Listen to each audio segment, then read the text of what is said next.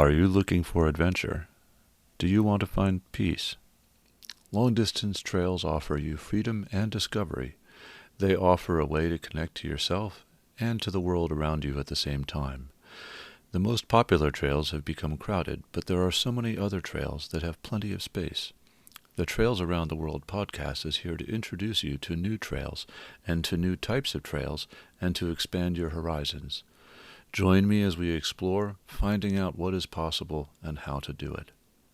Welcome back for part 2 of the interview about thru-hiking in Europe. In part 1, we discussed our guest Christine's background, the routes she's walked across Europe, how trails in Europe are different from other places and why, camping versus lodging, and trail community. In part 2, we pick up and continue with the subject of meeting people on the trail in Europe.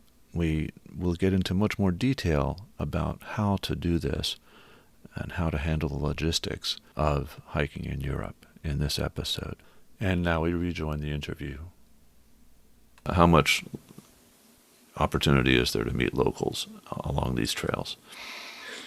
A lot of opportunity.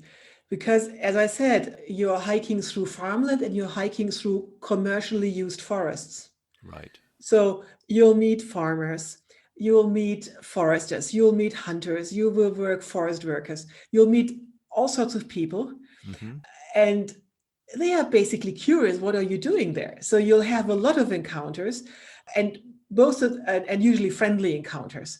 So this is, again, as I said, like you will learn a lot about the history and culture because you meet these people. So I now want to tell you a funny story. What happened to me on the trail to explain like what sort of insights you'll get. When I hiked to Tarifa, to the southernmost point in Europe, mm-hmm. I got lost several times because the trail was not marked, and I was just walking randomly around in these old terraces because people in former centuries, they terraced the steep landscape to be able to agriculturally use it. Right. So basically, I haven't seen anyone for hours, and I walk in this totally empty landscape, and all of a sudden I see this older guy in a jumpsuit with a plastic bag and a dog. And I'm like, what is this guy doing there? I had this weird feeling, what is he doing there? So I speak fluent Spanish. I asked him like, where's the trail, blah, blah. And he knew his area very well. He said, okay, you go back this way, blah, blah. His explanation was great. I was still wondering, what is he doing there? And I said, okay, thank you. And turned around, wanted to walk away. And I had already started walking away when he said, aren't you wondering what I'm doing here? And I was like, oh, yes, of course I wonder. But now I was really worried, like, what is this guy up to? And I was turning around, really expecting this must be an exhibitionist. I was expecting like he would lower his pants. I was like confronted with this God knows what sex offender. So I turned around, no naked guy. He was just smiling at me and saying, I'm looking for truffles. And I'm like, what? You're doing what? You're looking for truffles? And all of a sudden, I get this situation completely turned from like, oh God, this is like a dangerous situation to what is it? He's looking for truffles? He says, yeah, I'm here with my dog because I always thought truffles were searched by pigs. He said, no, pigs, they always eat the truffles. It's not so good. The dog is much better. And look at this. And he opened his plastic bag and showed me some truffles. I said, in high season, I get 900 euros for a kilo of truffles. And I was like, wow. And we talk about truffles. I said, well, you must be a rich guy. Mm-hmm. And all of a sudden, the situation took another very serious turn because all of a sudden the joking stopped and said, no, I'm not rich because this is my only source of income. Wow. And like all the other men in my village, I'm unemployed for years. There's no industry. There's nothing here. The only way we can make a living is by looking for mushrooms, by looking for truffles, and which is legally forbidden. If you see anyone here, don't tell them you've talked to me. And then it dawned on me, what I've read in the newspaper is that Spain had an unemployment rate of 25%. Right. So 1/4 of people were unemployed, and the youth unemployment rate was even 50%. So all of a sudden, like the numbers I've read in the newspapers, this dire numbers all of a sudden had a face. And this guy was like, hey, this is my only source of income. So I told you that story of like, this is a sort of encounter you'll have if you take your time and talk to the people, and people are very friendly and they're interested in what are you doing here? Like, again, like all the farm workers I met in Spain, I was their only entertainment. And they told me all the stories, like where they live, under what horrible conditions they are living. And I once asked, I passed a small settlement where all the farm workers were living, and I asked for water. And they said, okay, wait a minute. And it took them forever to bring the water back. I said, like, why don't you, where's the water tap? Is it so far away? And he said, no, we don't have any water taps here. The water is so contaminated here from all the agriculture, we cannot use the well. The only water we can have for drinking here is rainwater we collect. So I had to go to the rainwater tank and get your water. And this is Europe. This is the EU, and this is the situation these farm workers were living in. I was shocked. Right. And from that time on, when I go to the supermarket here and buy oranges and apples, I always have in mind these huge plantations, these huge orange plantations in Spain I walk through, and I see these farm workers who say, no, we cannot drink the water here. We have to collect rainwater. So it changes your perspective. And this is some really touching encounters you have. If you speak the language, if you take the time to talk to these people, you will learn a lot. Right. Wow. So let's turn a little bit to the equipment you use. And you mentioned that you're an ultralight hiker, and that pretty much as soon as you started, back in 2004, you did your research ahead of time, and you arrived at the trailhead with a light bag.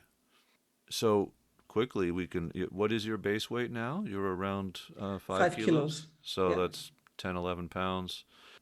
And in American ultralight terms, the big threes or big four, what do you use for a backpack? Well, you want me to mention the brand Sure, or sure. well, okay, again, I have to Or start. what capacity do you tend to favor for 3 season hiking? It's about 60 liters. 60 liters? Yeah. So again, my hiking style or my equipment doesn't change whether I hike in the US or whether I hike in Europe. I have 5 kilos for a 3 season hike, and maybe 6 kilos, a little more, for a winter hike. Uh-huh. The problem is not the problem. The difference is in the US, and again, we have to come back to what we've discussed earlier. Right, In the US, through hikers are forced to go ultralight because they are forced to go camping. right, There is no infrastructure in the wilderness. So right, if you're through hiking, you have to carry your camping equipment. right, It's totally different in Europe. You don't have to camp. On the contrary, you're not supposed to camp. I still do it. We come to that later, but you're not supposed to camp. So most people hike from shelter to shelter or from hotel to hotel. They do credit card hiking. So right, they don't have any incentive to go ultralight, which means all the ultralight movement has not come very far in Europe. Most hikers you'll meet on the trails will be traditional hikers with heavy backpacks. So your typical pilgrim on a Camino who goes from one albergue to the other one, right. means he doesn't camp, carries more gear than your traditional US thru hiker. Huh. Which is bizarre, because these people have everything. They don't need a cooking setup. They don't need a sleeping bag. They don't need a shelter, but they still carry more gear. There is no incentive whatsoever to go ultralight. So people are always surprised in Europe, to see my tiny backpack, because not many people go ultralight. Mm-hmm. But the ultralight movement is beginning to come to Europe as well. So we have small cottage companies which start producing ultralight gear here as well. So most of the gear I'm using now is basically made in Europe. Uh-huh. Just because I don't mind buying US gear, but the problem is with shipping and customs, it becomes way too expensive. Yes. So this is the reason why I try to shop inside the EU. Right. And we have, there's even an ultralight company in the Ukraine. There's one in Slovenia. Huh. There's one in Poland. It's in the most unlikely places. There are cottage companies which produce ultralight gear. So this is the kind of gear I use now. The gear is very similar to what you would get in the US, but it's just made in Europe. Right. I hadn't heard that interpretation of why ultralight has been so slow to catch on in Europe, and that's a very interesting point about the different way that people hike, the different lodging that people are using. So we've touched on this or edged around this several times, and let's talk about camping versus using lodging when hiking in Europe. Personally, one of the delights of hiking the GR5 or other routes in Europe was that I didn't need to carry camping equipment. And in fact, all I needed to carry was lunch, because I think in 28 nights on the GR5, I spent 2 camping, maybe it was one or 2 nights camping on that whole distance. And the other nights were all in refuges, maybe 2 nights in hotels, but the rest were in refuges, which are 30 to 45 euros per night at the time, and provide 2 meals and a bed, and quite often even a hot shower. So how would you say that all of this fits together in Europe? And of course, it's different from the US or from other places. Okay. I think that this camping or stealth camping question is the biggest deterrent for most North Americans to come to Europe. Because other than along the US trails, wild camping is pretty much illegal, technically illegal, almost everywhere in Europe. So this is the starting point. There is exceptions in the Scandinavian countries, Sweden and Norway. It is technically legal. They have the right to roam, which is also applicable in Scotland. And for all countries, which is surprising, in Hungary. Most people don't know that Hungary, you can also free camp. Huh. So other than that, in almost all European countries, free camping is more or less technically forbidden, full stop. And I have to add, I'm very glad it is that way. This is like the legal point of view and a theoretical point of view. Now we go to the practical point of view. I've hiked about 30,000 kilometers all over Europe, always wild camping with no problem whatsoever. Mm-hmm. So legally, I was breaking the law, I have to say that, but there was never, ever any consequences. So why is that? Coming back to what we've talked earlier, is 95% of the forest in Europe is commercially used.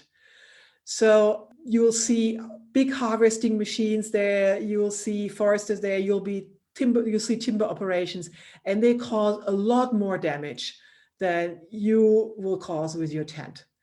So as long as you stay away from camping in protected areas, there are a lot, but they are very small, so it's very easy to avoid them. You'll encounter no problem, and you're not doing any damage.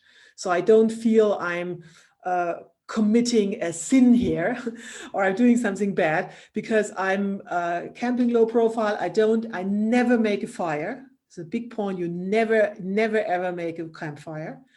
Don't leave any trash, and then you'll be safe. When I was caught, which basically never ever happens, but the very few times I was caught, the people were actually very surprised and very friendly. They were like, "Oh, what are you doing here?" And only once I was caught by a farmer who started, "What the heck are you doing here?" To in the end, "Oh, I was just worried you would get accidentally shot by some hunters. You can stay as long as you want." As long as when you're caught, or if you're caught, as long as you're sort of like, okay, I'm so sorry, I can move along as soon if you want me to. I'm making causing no problems. I'm making no fire. I'm leaving no trash. Landowners will be friendly because they know with this commercial use you're not doing any damage. They have to tolerate you on their land anyways during the daytime. You're not supposed to be there at night. But if you're discreet, you won't encounter any problem whatsoever. In order to avoid potential problems, I always sort of hide. It's very easy to just get out of sight. I tuck myself away behind some bushes or behind some trees, and people don't expect a camper in a German or in a European forest, so they don't look for it. And what they don't look for, they don't see. Right. So there's less than 10 times I've been caught stealth camping in Europe, and the times I've caught, there were no negative results.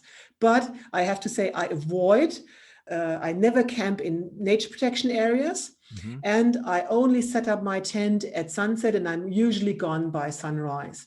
Right. Because again, European forests are sort of populated because there is always like a jogger, there's always someone walking his dog, there's always a forest worker. These people are generally not interested in hunting wild campers. They might stumble across you accidentally.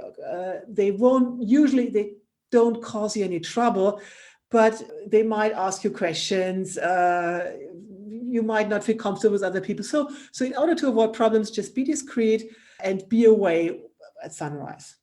So that's basically the solution to the problem. And as I said, I've never had any problem free camping in Europe.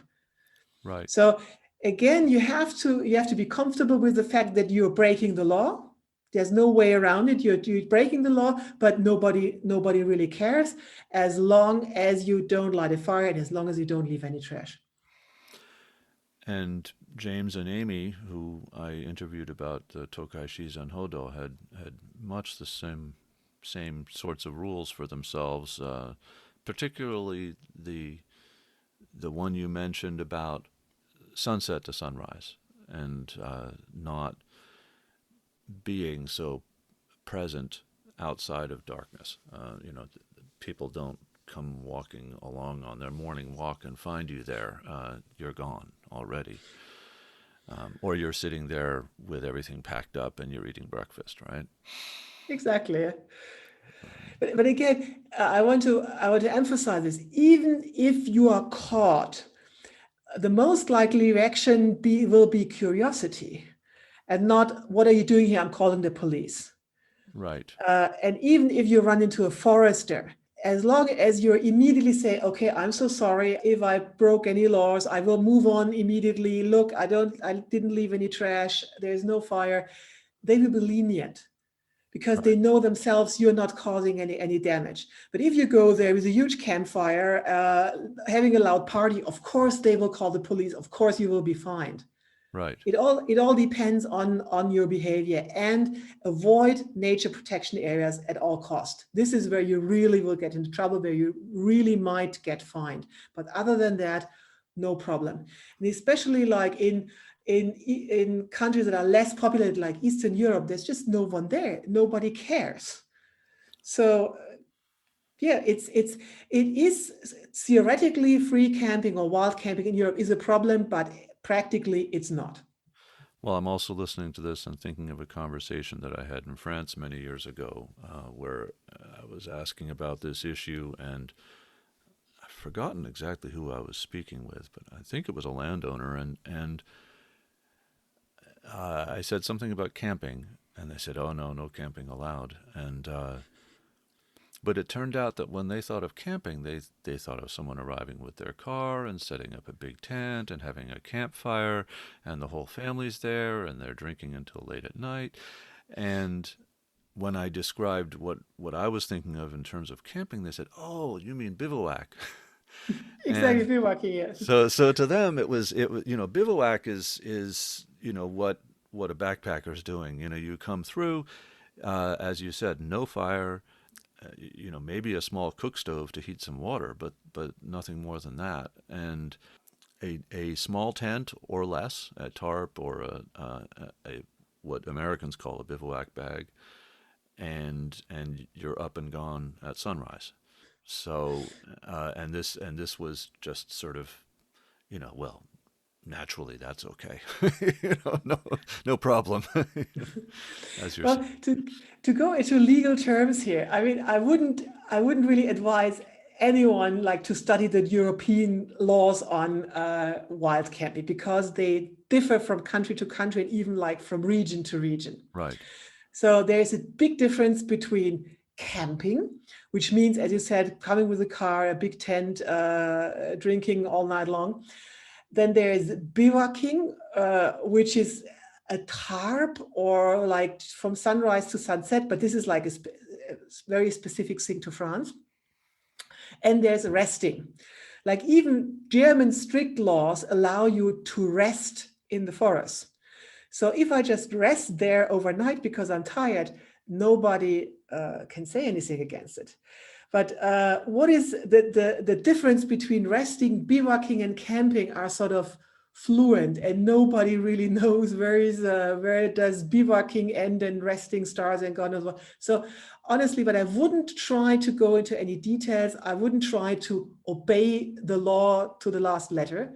right, I would just say, okay, this is just assume that where you are, camping is legally forbidden, which it most likely will be, but still do it anyways and be discreet. right. That's the recipe. Or enjoy the refuges and hostels and not having to carry food with you.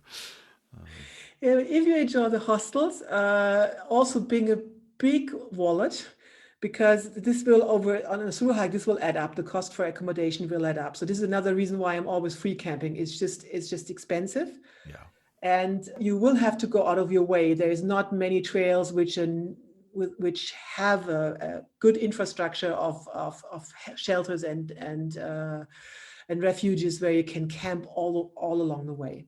right. Even if there are, you're looking at least 30 to 50, say $50 a night in terms of U.S. money, and that's $350 a week right there. So you go out for a month and you've spent $1,500 very quickly. Let me just put it. Let me just give you an interesting remark here. It's if you look at big Europe, there's not only a lot of variety culture-wise and culinary-wise. Price There's wise. also big variety when it comes to prices. So and there's also like sort of like a popularity list in Europe where European through hikers want to go. Hmm. Most European through hikers, they love to go to some sort of wilderness areas, and the only wilderness areas left in Europe are in Scandinavia. Right, So, so if you want to do a through hike, they go to Norway or to Sweden, which are the most expensive countries in entire Europe. right, If you hike from hut to hut in Norway, you'll spend about $80 to $90 per night for staying in a dorm. right. 80 to every night. Yep. So whereas if you go to Eastern Europe, which is one of my favorite areas to hike, you can, for example, hike in Bulgaria from hut to hut, spending as little as $10 a night, including breakfast. So this is another consideration. Like if you look at your budget, if you say, okay, this is my once in a lifetime trip and I always wanted to hike to the North Cape, okay, go for it. If your budget is big enough, okay, you can do it. The infrastructure is great. You can buy food in the huts, you can sleep there. The food is excellent. But if you buy food and stay there, this adds up to 120, 150 euros per day. Sorry, not euros, dollars per day to Right, stay in these wonderful fjell stations, as they are called. right, Whereas you can stay for like a quarter of this amount of money in Eastern Europe. So see, like what am I able to afford, and choose wisely which region you go to, and don't just follow the herd. Okay, everyone goes there, so this is where I want to go to. Just say, okay, there are so many factors that impact your hike, so choose wisely. hmm and certainly Eastern Europe, which I think for many people, partly because the languages are less familiar or less widespread, less likely to have been studied in school, might not be the first thing that comes to people's minds. But from people I've spoken to and from photos I've seen, I have not hiked in Eastern Europe. Well, I have not hiked in like Eastern EU myself, but the mountains are stunning, are they not? It's actually, I love hiking in Eastern Europe because this is like really adventure stuff. Yeah. And you have the mountain ranges, as I said, are stunning. And I'll give you another example of like why it's not as difficult as you expect it to be. I hiked all across Eastern Europe to the Bulgarian Black Sea coast. Of course, I was in Bulgaria. I've hiked through Bulgaria, which really scared me because Bulgaria is not only a different language, it's also like a different sign system. They don't use Roman letters, they use Cyrillic letters. Ah, right. So, and it's a Slavic language. So I don't speak Russian or any similar language, and Right. I can't read Cyrillic letters. Right. So I was really scared. Yeah.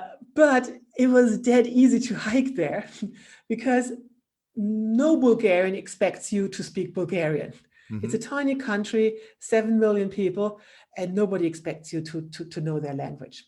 Right. So most people you deal with, and which is in Bulgaria, you usually deal with old ladies because they are the ones who rent out the spare room in their house or who run a pension or who run a restaurant. It's really older ladies. They don't even speak English. They don't even speak Russian. They just speak Bulgarian only. But communication is no problem because they all know Google Translate. They all have a smartphone. So they don't even deal with you. They just, as soon as you arrive, they pull out their smartphone. Sometimes they forget to switch on voice recognition. Then you see this old lady yelling at her smartphone because she thinks as if I speak loud enough, Google will understand me. So then you have to tell, okay, switch on voice recognition. And so they yell into their phone, and then you get handed over this phone, and you read what they just said in English translation. Right. So then you yell into their phone as well. They take it back and see, oh, what has she said? So these yelling at your smartphone conversations might not be very fast, but they are very effective. Right. And so it works, and it's not complicated because they know the problem. Right. And even like most of these places they rent out, they don't live there. So when you book it via the internet, you go to this place, and I was always worried, like, what do? I have to call them so they open the place up for me. But how do I call them? I don't speak Bulgarian. So what happens is, as soon as they see this foreign phone number on the phone, they just say, yes, I'm coming, hang up, and 5 minutes later they are there because they know, okay, if it's a foreign number, it can only be my guest who is in front of this place. So as I said, no problem whatsoever. They are all on these booking platforms. Right. So you don't have to call ahead. You just book via internet. Really? Okay. And you get these weird message as an SMS. You always have to, first rule of thumb, first rule with hiking in Europe is don't do it without a smartphone. You're lost. You need the smartphone all the time for Google Translate, for booking your accommodation. You just need that. Good news is, no matter which country you go to, buy a European SIM card. Because the good thing in the EU is that we have free EU roaming. Right. So if you buy a German SIM card and you have a data package, you have a voice package, it's also applicable in all EU countries. Okay. So you don't have to buy another SIM card. You don't have to pay extra. You don't have to pay roaming fees. It works in all European countries. Okay. So ideally, you fly into a country with cheap SIM cards, communications prices. Yes. Buy a SIM card and then go traveling around Europe because it will work everywhere. Right. Well, that's powerful advice. So So again, but bring a smartphone and use it, because you'll be lost without it. You need it for booking, you need it for Google Translate. And so with a smartphone, there's not much of a communication problem left. Right. In Bulgaria, the only problem I encountered was that I didn't use Google voice recognition. I typed in my question, and then I handed over my smartphone to one of these old ladies. Mm-hmm. She looked at it like, I've never seen this before. And I said, why doesn't she just type in the question? Right. Until it dawned on me, she doesn't understand the keyboard. Ah, right. She's Cyrillic, I'm on Roman letters. Right. So she couldn't use it. She can only use voice recognition. So if you keep that in mind, problem is solved. Even hiking in weird places like Bulgaria or Romania or wherever you want to go. Right. And naturally, it would have to be an unlocked smartphone. All of Europe is on GSM, right? Yes. Yes. Okay. So those are two more items for the smartphone one is bringing with one. I have to say, other people collect stamps. I collect SIM cards.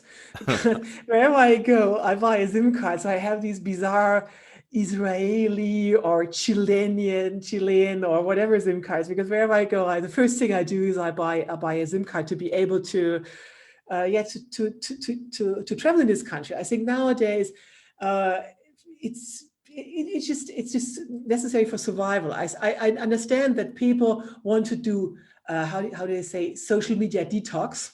When they Mhm. hike, they say, oh, it's so great not to use a smartphone, which might work for people on a day trip or on a section hike.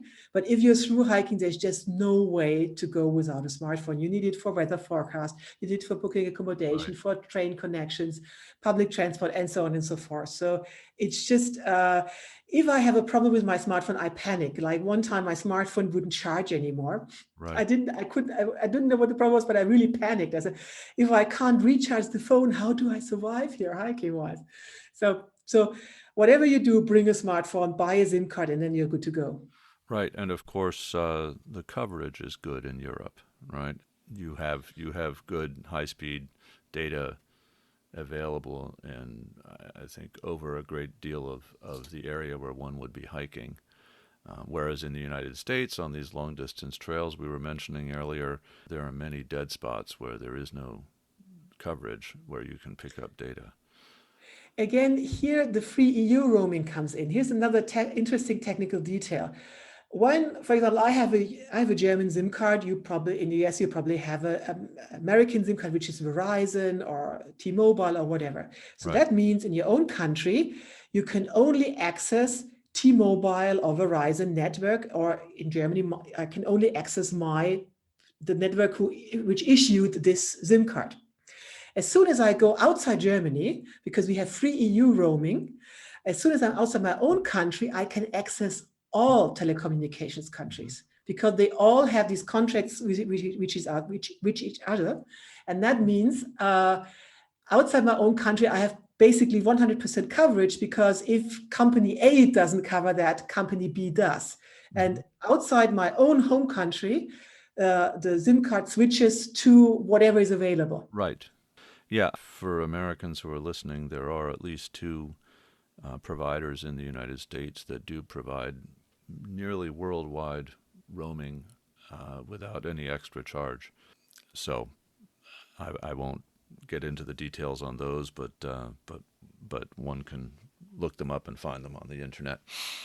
Uh, Well, I think it's a question of prices. Like I found American telecommunications prices outrageously expensive hmm here in Europe, because there's so much competition. hmm First of all, we have most people use a prepaid system, so you don't have a contract, but a lot of Yeah. people go with prepaid. And to give you a price range, for example, here in Europe, for 1 month of unlimited calls, completely unlimited, and I think 7 gigabit of data, I pay 12, 13 euros, which is like 14, $15. Right. So Yeah. It's it's really outrageously cheap. So I wouldn't go for these expensive roaming around the world uh-huh. packages. I know they exist, but they are very expensive. Just go and buy a SIM card in the country you are. It's generally a lot cheaper. Yeah, the ones I'm thinking of are not as expensive as you're saying, but they're still a lot more than 10 or 12 euros a month at any rate. So there are a lot of skills that one needs for long distance hiking. And I was wondering if you have any general advice for people on how to acquire the knowledge, skills, and abilities, or to build them up that one needs for this sort of hiking. Well, I think you learn by doing it. So just Mhm. first advice is just go out and and do it. There is no technical learning. You have to do your own mistakes. You have to commit your own mistakes. Yeah, it's learning by doing. But we talked a lot about electronic stuff, and I think this is where you can really prepare yourself Mm. because especially as a long distance hiker. I I'm not able to carry heavy paper maps. So I never ever use paper maps. I just use electronic navigation. I use a GPS device. I use my smartphone as a backup. I work a lot with satellite images, with downloading GPX tracks. So all my navigation is digital. And this is something you should not learn by doing, because learning by doing in a wilderness area could lead you into life-threatening situations. So this is something I would practice at home and yeah, practice it really a lot. Mm. Don't start practicing that when you're somewhere in the wilderness or even like somewhere in Europe. Yeah. Well as working out ahead of time how to make one's battery last longer and what sort of backup one carries for charging recharging the battery and that sort of thing. Exactly. Yeah. But Exactly. as you were saying, one passes through towns and such more often through hiking in Europe, so opportunities to recharge are far more frequent than in the United States. Definitely. Here is another random piece of advice most Americans won't think of. As I said, I'm stealth camping most of the time, so I can't recharge my phone in the hotel. Right. But there is one practical tip: where can you recharge your phones in Europe? And this is in churches. Most European churches are open during daytime, or at Right. least some parts of the church are open, and Right. there is always an electrical outlet because for the church cleaning. And if you can't find an outlet near the door, there's always an electrical outlet next to the organ because the organ always works electronically. Huh. So, so in a church, if you find an open church, you're safe. And the good thing is, what's next to a church? It's usually the cemetery. Uh-huh. What's at a European cemetery? Europeans plant flowers onto the graves. Uh-huh. So there's always like water to water the plants. Ah, really? Right. So always, I always look if I'm planning like where do I have this lunch break? Where do I have my lunch break today? I always look, is there a church where I can go? Because it provides me with electricity and with water. So Huh. That's interesting. I've heard of I once heard a story, I haven't heard it corroborated, of a woman who bicycled across the United States, and people said, "Well, did you camp?" And she said, "Yes, I camped all the way." And where did you camp? How did you stay safe? And she said, "Oh, I always found the biggest headstone in the cemetery in the town, and I camped behind that, and no one knew I was there, and nobody came in the cemetery at night." yep, yep. I've never camped in cemeteries, I have to say, and I would avoid it in Europe, but it's a good idea. It was an interesting idea, yeah. So we talked a bit about costs. Certainly, a big one is camping versus using lodging. And are there other variables in cost that would come to mind that people should think about? And you talked about geography, of course, Eastern Europe versus Scandinavia. Anything else that comes to mind? Well, being a former businesswoman, I of course have always had the costs in mind. So I've been monitoring my costs for years now, Right. and I've been breaking them down into various into different portions to make them more calculable. So wherever I hike, my normal budget is around 1,000 euro per month. I use 1,000 euro per month. Right. So 1,100, $1,200. Right. And this goes into different parts. So the first part is what you spend, your daily cost, what you spend every day, which is like more or less the food you buy. And in Europe, as well as in the US, I can get by with 10 euros per day buying from supermarkets. And 10 euros per day in most European countries gets you really, really good food.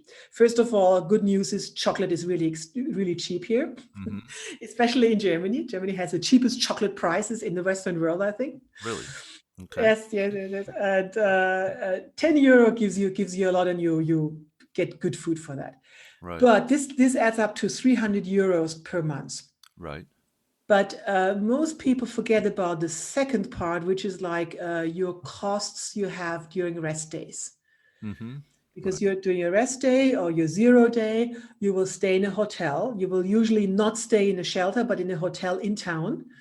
This, again, depending on the country, is something between 30 and 50, 60 euro per day, per night.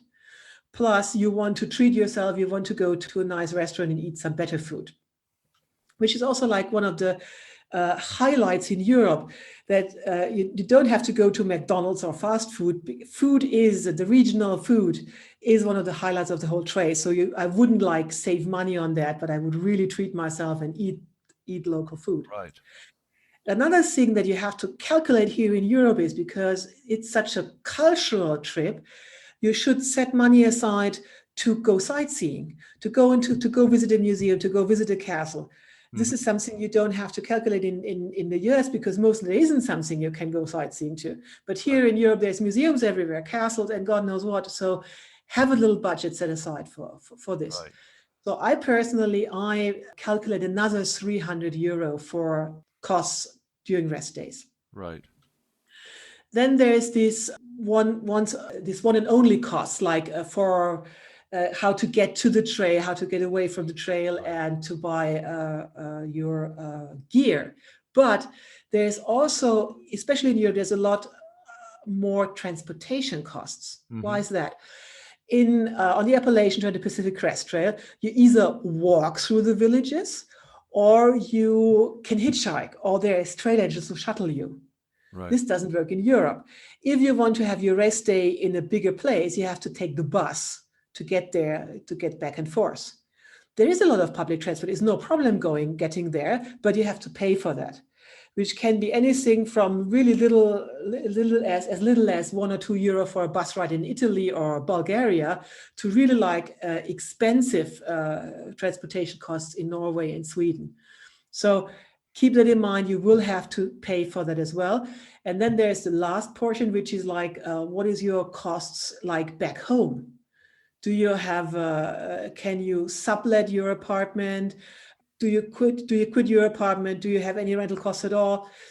Plus the permanent costs you have for telecommunications. Right. And I really, really advise everyone like to buy if you come to Europe, buy your SIM card here. It's a lot cheaper. Right. It is cheaper. You still have to calculate these 13, 14 euro per month. Plus you have to calculate health insurance for overseas. Right. So for me, this adds up to about 1,000 euro per month. And I've lived happily with this amount mostly all over the world, except high cost places like Switzerland or Norway. Everywhere else, 1,000 euro worked fine for me. Right. Thank you.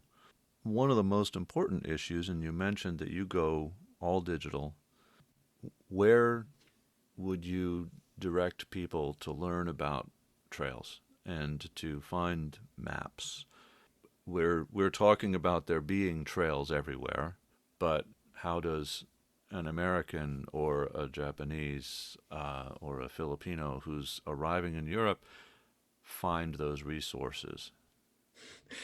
Okay, there is this one website which I just, if I want to indulge in outdoor dreams, this is the website I go to. Other women browse fashion magazines or whatever. I browse waymarkettrails.org. Like one word, waymarkettrails.org. Right. And most Americans won't be familiar with that, although American trails are on waymarkettrails.org as well. But the network in Europe is just absolutely amazing. Waymarkettrails.org is a website based on OpenStreetMap data. Say it again. Based in Waymarkettrails.org is based on OpenStreetMap data. I see you're not familiar with OpenStreetMap data. OpenStreetMap, so Mm-hmm. I explain them. OpenStreetMap is an open, Right. yeah, Mm-hmm. Yep. OSM, abbreviated OSM. OSM is an open project, which basically says, okay, there's a lot of like free available data. We take that and we use the community to collect more data. And so it's an open source project. People collect data, hiking, mountain biking, whatever. They put this data into OSM and this way created this huge database, which is called now OpenStreetMap. So because this has become so popular, more and more official places are providing their official data for free to OpenStreetMap. Right. So some countries even have gone as far as say, okay, we open up all our resources, all our data are for free, and we are just switching completely over to OSM. So which is quite clear that the more people you have collecting data, the better the database is. Right. So I think 2/3 of the active OSM members are in Europe, and the biggest absolute numbers of data collectors are actually in Germany.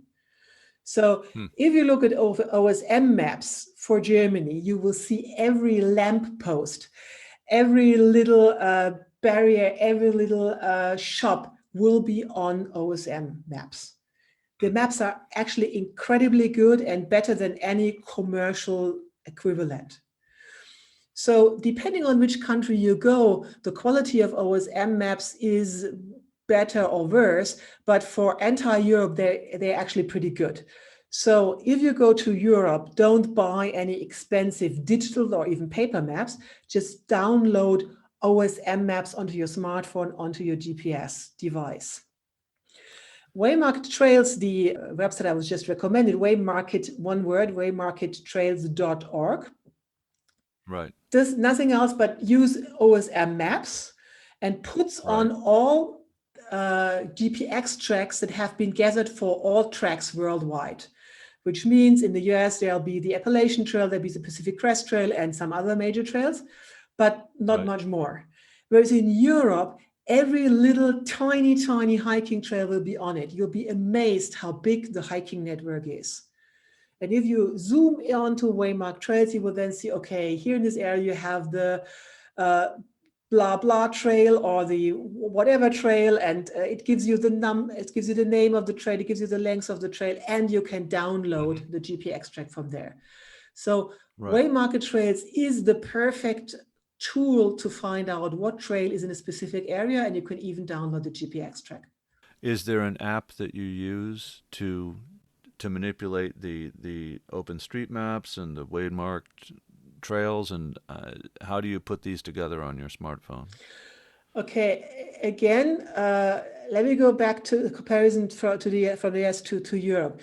In the US, because there is so little trail, but famous, but little trail, there is these famous trail apps. Guthook is the most popular one I see.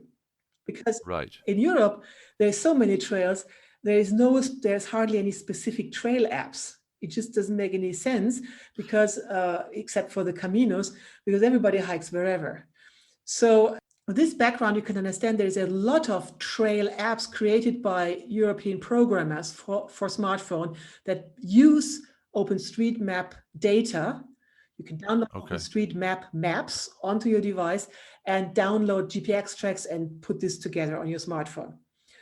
It's a little bit similar to Gaia in the US, but the European equivalents would be like makesEuropean, which is a Czech device, or Oryx Maps, which is from a Spanish programmer. So, or Locus. Oryx is spelled how? Oryx is O-R-Y. ORUX Maps. Okay. Oryx Maps. Mappy is MAPYZZ. Okay. So, but basically, all these all these apps are very similar to what you know from Gaia, for example. It's the same principle. You download maps, you can download GPS tracks, and then you can use it for navigation. The good thing is, if you use OSM maps, OpenStreetMaps, they will, like paper maps, already show where the trails are. Because in OpenStreetMap, the different trail routes are color coded. So you can see, okay, I'm right now on this Camino or this hiking trail or whatever. You don't even have to download the track. It's already on OpenStreetMap. If you use the right map layer, which contains these trail Right. data. So the apps like Mappy and Oryx, are those open source or do you purchase Free. They them? are free maps. Uh, They're free apps. they're Free apps. free. Yeah. Yeah, that's what I was just OpenStreetMap wondering. itself is a free project, and these apps are free as well. Right. So all of this is open source. Where do you learn about new trails yourself? Where do you get inspiration for a new trail that you want to hike? If I get into dreaming mode, what do I want to do? I just go to waymarkettrails.org. And Huh. it's just amazing because there's so many trails that I just see, okay, is there a hiking trail in Taiwan? And I just zoom in Taiwan and there's one. Or is there a hiking trail in Romania? And I just zoom in and I find what there is. So really, for me, this is like the constant source of inspiration. But also, Huh. of course, we have in Germany or in Europe in general, there's hiking groups on social media, there's outdoor forums. People post trail reports, or I meet people on the trail. And this is where I get new inspiration. I have actually trails lined up for the next 5 years that I want to hike. There's I can always say so many trails, so little time. Does that apply to paddling as well? In places to take your kayak and paddle? Not quite so much. The problem with kayaking is that, as I said, with your little backpack, I can go basically anywhere. I can crawl under fences, I can climb mountains. There is hardly any obstacle I cannot go over as a hiker. With paddling, I'm relying on waterways, I'm relying on lakes and streams, and this makes things a lot more difficult. I'm actually on the back burner. There's one trip after through hiking Europe so often. I'm thinking of through paddling it. It's Mm-hmm. actually possible with one flip flop. You cannot do a straight through paddle, of course, because of the current of the river currents. But with one flip flop, you can actually through paddle the Europe from the North Sea to the Black Sea coast. So Mm-hmm. this is another thing I have on my list. But before that, I have to do a lot more hiking. I actually mapped out that route years ago and started on it in France to paddle across Europe. And I was going to go up I started going up the canals from France. I got partway across France. And the key, of course, is the Danube, which Exactly. has Yeah. been used many times. There's a terrific article in a 1930s issues of National Geographic of some folks that descended the Danube. Then they were using King Ludwig's Canal was the missing Exactly. piece that allowed them to do it, and that had I think just been reopened in the under the Nazis in 1930s.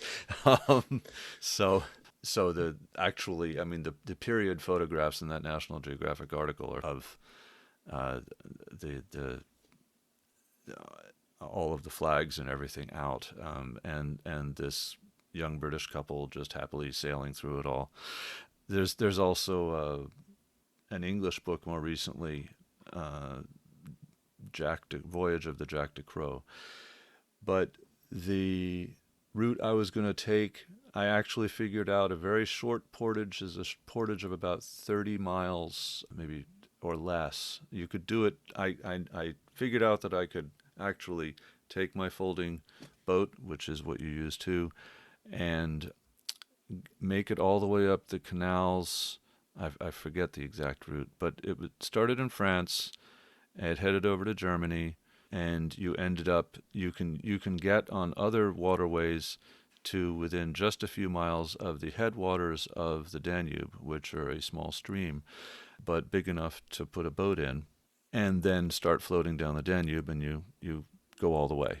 So the Danube is like 2/3 of the way across Europe, but it's that transition from getting from the North Sea or from the English Channel to the headwaters of the Danube that are the trick. And I did find that it was above Lake Constance, I believe. You go up past that, but anyway, I would have to look at the details. In any case, if anyone's listening and wants to do this, it can be done. There's only a short portage. You would walk for a day or two with your boat on a cart behind you, and then you would put it back in the water and head down towards the Black Sea. You use a folding kayak, as I have done, and you have a feathercraft, which very sadly they are out of production. Yeah. There's still long haul kayaks and pack boats in the U.S., and Klepper is still made in Germany, and there are various other folding kayak manufacturers. Since I do include kayaks and such as something that can do a long trail. But actually, true paddling Europe can be done actually in an easier way, because Okay. the key is two rivers. This is where the flip-flop comes in. The one is the Danube, Okay. and the other one is the River Rhine. Because the Rhine, Okay. from the Rhine, you can get into the Netherlands canal system, and from there to the North Sea. So, Right. and the Okay. Rhine and the Danube are connected. You mentioned the King Ludwig Canal, which is an old canal, but it's a lot easier, because there is a modern canal. It's called the Rhein-Main-Donau, Rhein-Main-Danube Canal. It's a commercially used canal, and it connects the two. So you don't have to do any portage at all. You basically have to do one flip-flop. You set into this canal, go one direction to the Black Sea coast, go back and go the other direction to the Rhine, and from there to the North Sea. So with one flip-flop, you can go from the North Sea coast to the Black Sea coast. So it's actually quite easy. And exciting. It's a wonderful thing to try to do. There are problems one can run into. When I started doing this in France, the immediate problem I ran into was that I expected to be able to use the locks, which was not realistic. And in fact, canoes and kayaks are not allowed in French locks. And it's probably for good reason, because they are too small and could be sucked into the channels that are used within the locks for moving the water in and out. And that could be fatal for the person in the boat. One has to have a light boat that one can move around, and that does take us back to the folding boats, some of which are very light. So Europe does have a collection of long-distance trails that have been laid out and are cataloged somewhat online, and they're referred to as e-routes. I've tried to find information on these routes, and it does seem to be difficult to find. Would you be able to tell us more about the e-routes, and how much have you hiked them? Do you find them a good way of approaching finding a long-distance route to follow in Europe? All goes back to politics. Trails, it's very difficult to find a way where to start this, to make it clear why the advantages and disadvantages of e-routes. So first of all, hiking trails in Europe are maintained or planned out or maintained by two different organizations. Mostly they are maintained by local hiking clubs, by volunteers, like in the US. So they don't get much funding, but they don't need much funding because there is no specific hiking trail like put into the landscape. They don't have to create new trail. So a hiking club basically just puts on trail markers and connects existing trails that are used by tractors or by foresters or by whatsoever. So trail building is not a big issue in Europe. So these are local trail clubs, and they do their stuff. And they decided many years ago to have a sort of head organization, the European Ramblers Association. So Not every European hiking club is member of this European Ramblers Association. This is where the problem starts.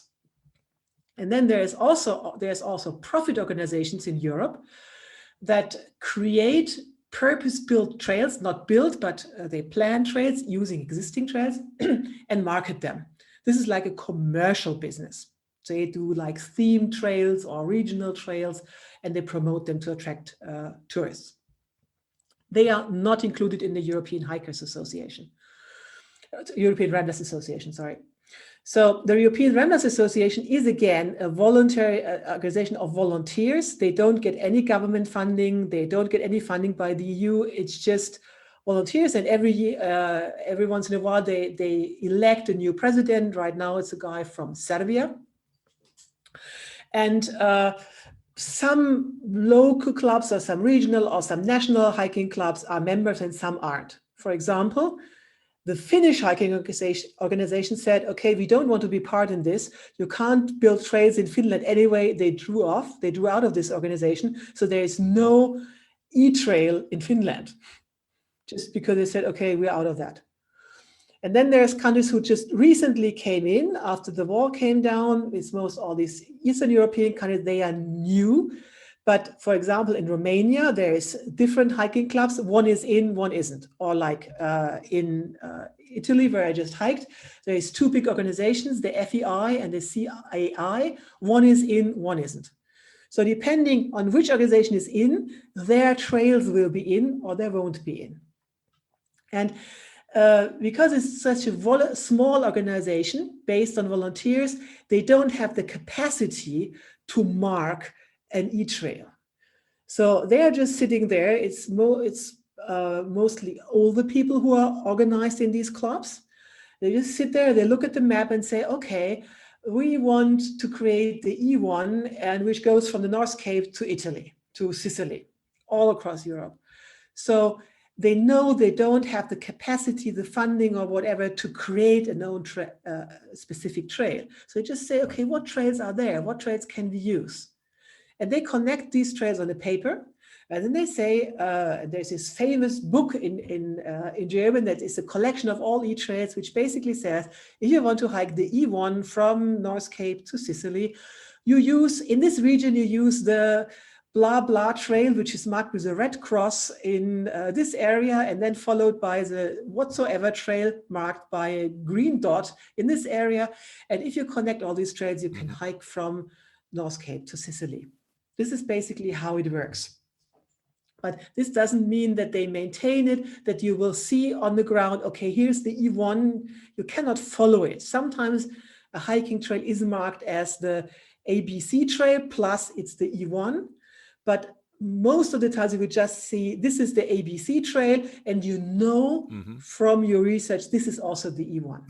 So it's not possible to follow any e-trail just from the markings. You have to download the tracks, you have to know where you are.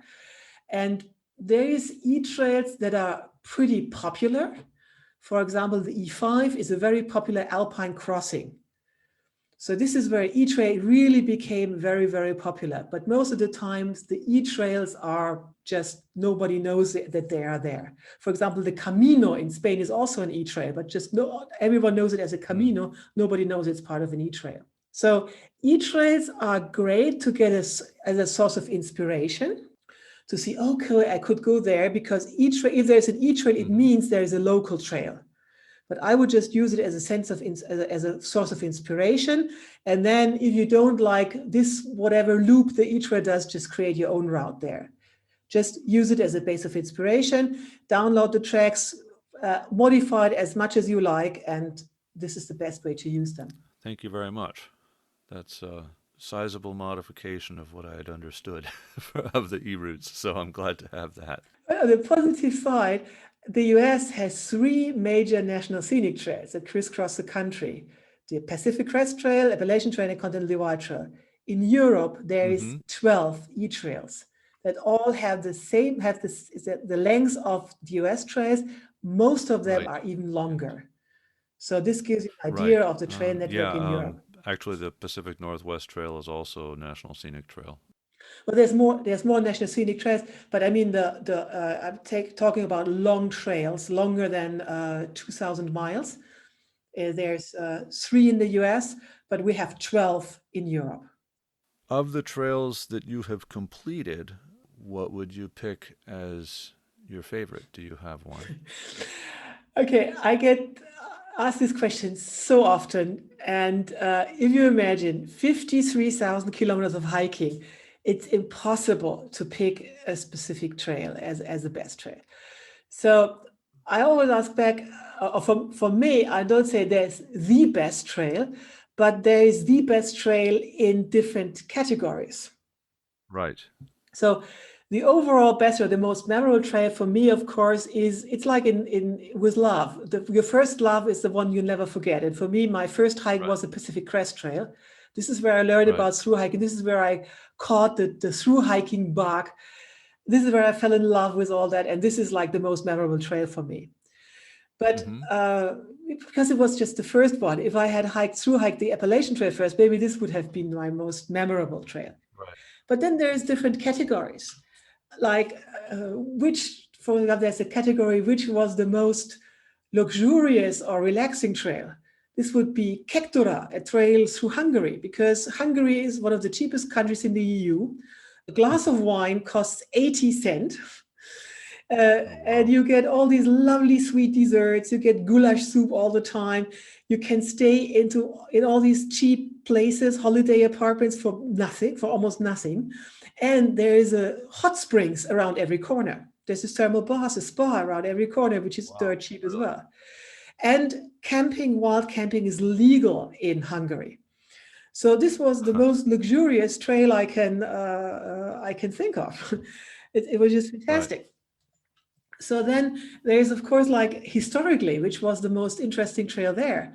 I've had trails where I followed the front line of World War II in Belgium for several weeks, seeing all these bunkers and trenches and God knows whatever was left, which was definitely not the most enjoyable trail and the most exciting, but it was historically just fascinating. Or hiking through Spain, which was basically following the medieval times, the Reconquista, when Spain was occupied by the Caliph Empire in the Middle Ages. And so seeing all this Arab influence in Spain, all these medieval fortresses and castles was just fascinating.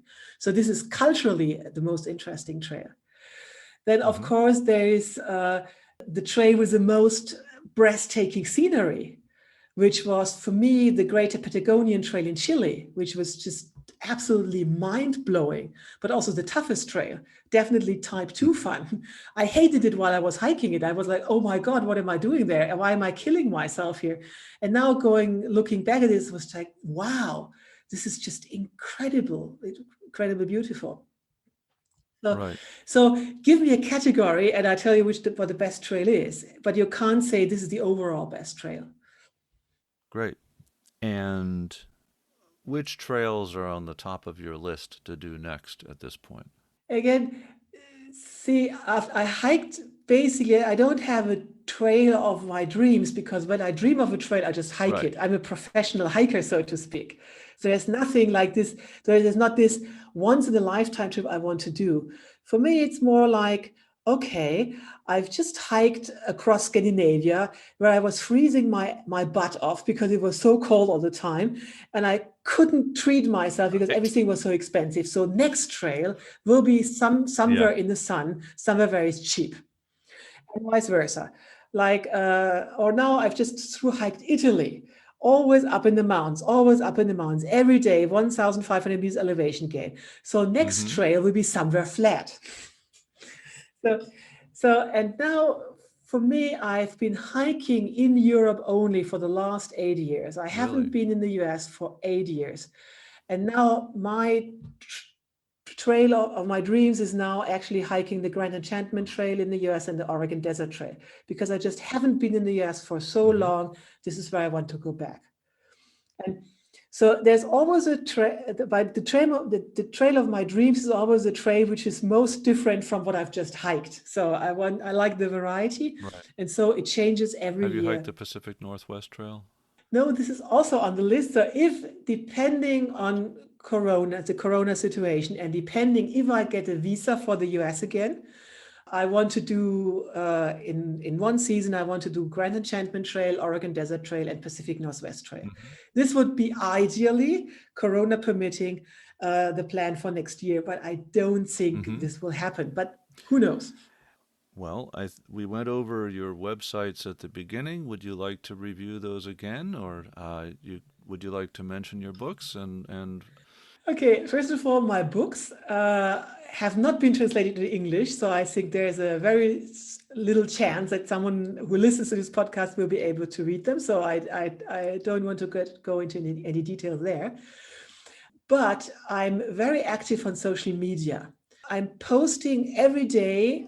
When I'm hiking, I'm posting every day, actually at 6 o'clock in the morning European time, on Facebook in German, but you can use Google Translate to see what I'm doing. I have actually a lot of American followers who translate it this way. But I'm also on Instagram. On Instagram, I'm Christine_Thurmer. And there I'm posting every day in English, but it's more like photo-based. My writing content, my written content on Facebook is in German. But if you want to follow me along as a non-native German speaker, do it on Instagram, because there it's in English and it's mostly pictures. So, and when I'm on a trail, I'm actually very active. As I said, I'm posting every day, and you can follow very, very closely.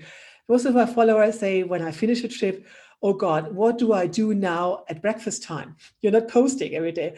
Or as another guy said it less elegantly, okay, the first thing I do on a toilet in the morning is see what is Christine doing this morning. Isn't it a great way to be remembered by your followers? So yeah, so go to social media. There you can see what I'm doing. Okay, well, thank you very much. And I hope we'll talk with you again in the future. And really appreciate your having done this. And I hope we get lots of people enthusiastic to get out and try through hiking in Europe as soon as all the restrictions start to let up from the current pandemic. I hope so. So thank you for inviting me, and happy trails to everyone. Thank you for listening to the Trails Around the World podcast. Please visit us online at trailsaroundtheworld.com, and please join our Facebook group under the same name. If you liked this podcast, please help us out by leaving a review on your favorite podcast source, such as Apple Podcasts. This is Sky King, and I look forward to you joining us next time. In the meantime, happy trails to you, and please remember to leave no trace as you enjoy the outdoors.